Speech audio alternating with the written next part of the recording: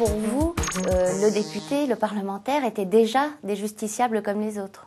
Ah mais bien sûr que le député est un justiciable comme les autres. Mais vous avez conscience que ce n'est pas du tout le sentiment général? Non, non, mais simplement la vérité, ça n'est pas ça. C'est que le député est un justiciable comme les autres et a rempli en plus des obligations. Et c'est pas le député, c'est l'élu, parce que ça concerne également les maires des grandes villes ou des exécutifs importants. Est-ce que c'est anormal de demander à des élus d'être exemplaires? Mais bien sûr que non. Et c'est pour cela que cette commission existe et c'est pour cela qu'on a renforcé les pouvoirs de cette commission. Je veux dire, oui, là-dessus... Mais contre votre volonté. Non, non, non, non. Il y a un point d'accord.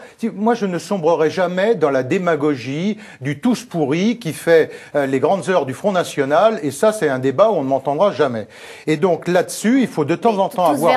Tous vertueux, c'est de l'angélisme? Non, pas du tout. C'est-à-dire qu'il n'y a pas d'un côté les chevaliers blancs et les autres, et d'un autre côté ceux qui ont tout à cacher. Le débat, moi, il a été public. J'ai pas souhaité qu'il soit sur un coin de table. Le débat, on l'a eu dans l'hémicycle. Et je regrette que M. Ayrault n'ait pas été là, n'ait pas eu le courage d'être en séance publique au moment de ce débat.